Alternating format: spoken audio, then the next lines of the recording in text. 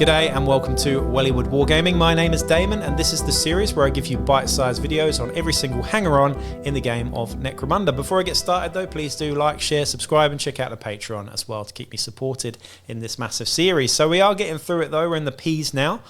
This is the Psychoteric Thrall. No official miniature from Games Workshop or Forge World just yet, but this is one of those ones where you could easily convert and kit bash something up that would be really fitting for this, especially once I've told you the rules for it in a second. So the Psychoteric Thrall is Delaque only. Delaque deserve a bit of love because they certainly didn't get any with Aranthian Succession. We know about this. They certainly didn't get a vehicle yet, that's for sure. Or if they did, it's invisible and stealthy. But yeah, Delaque, get a bit of love here with the Psychoteric Thrall. This guy's 90 credits and you can only have one of them. So in terms of the stats here, not great. We've got quite a fast movement though, which is the real highlight on this. Movement 6, weapon skill, ballistic skill 5+, which is below average. Strength and toughness 3, wounds 1, initiative 4, attacks 1, so pretty average on all those ones. And then the mental stats are leadership 9+, crap. Cool 8+, crap. Willpower, intelligence 7+, average. So stats aren't great. They're certainly not as good, you know, as a scummer even. But not bad. But again, it's not the reason why you're getting these hangers on, these hangers on most of the time anyway.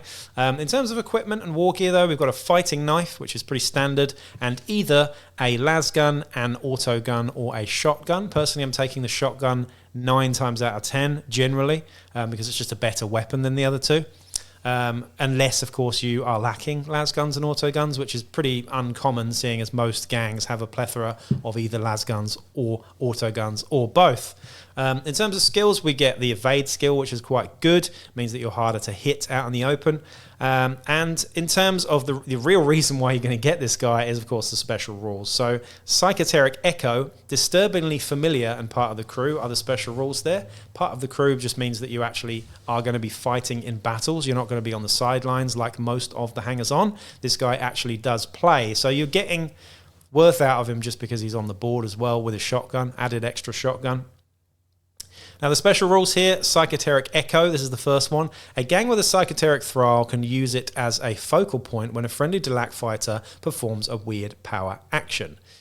Whilst this fighter is not engaged or seriously injured, a friendly Delaque fighter that is within 12 inches of this fighter may use the Psychoteric Thrall to channel a weird power through, which is pretty cool. Very similar to the worms, Psychoteric Worms. That fighter makes a willpower check as normal, and if a double 1 is rolled, it is that fighter that will suffer the effects of Perils of the Warp. Same with the Psychoteric Worms there. However, the effect of the weird power is worked out from the model representing the Psychoteric Thrall rather than from the model representing the fighter, which is pretty cool.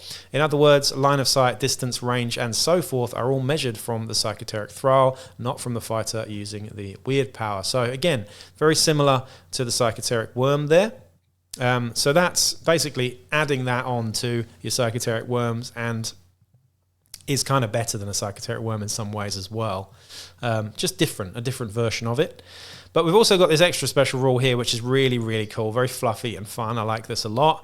When a Psychoteric Thrall is added to the gang, make a note of its house of origin. So you can pick one house of its origin. You could even pick Delaque if you want to. This may either be House Cawdor, Escher, Goliath, Orlok, or Vansar. Sorry, my apologies, you can't pick House Delaque, so it's any of the other 5.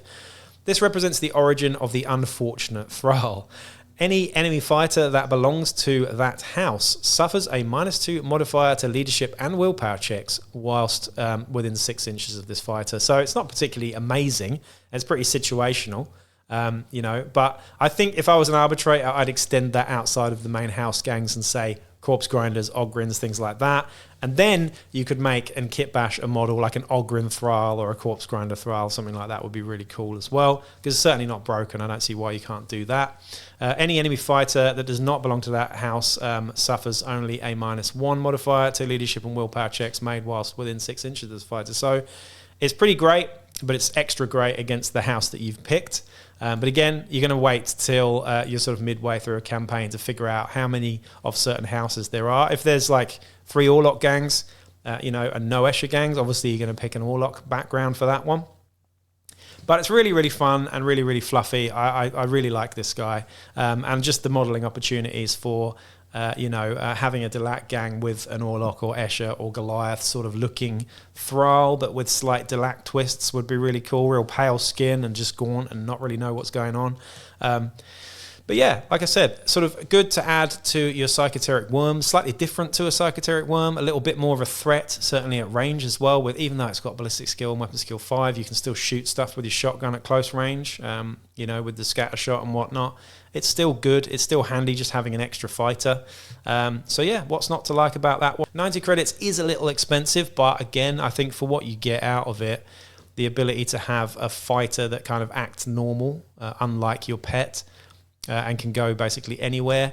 It's pretty good. It's pretty good. And I just like it for the fluff and the fun and the sort of lore around it, I think. So let me know if you've used these in your games, because I have faced Psychoteric Thralls, and they've always been pretty good, actually. They've always actually done work with the shotgun and whatnot as well, as just being a threat with the Psychoterica and the weird powers there as well. Anyway, that's it for the Psychoteric Thrall. Of course, you can find the rules for that in the House of Shadow book, which is the Delaque book. In the meantime, though, I will be back with another video real soon. Peace out.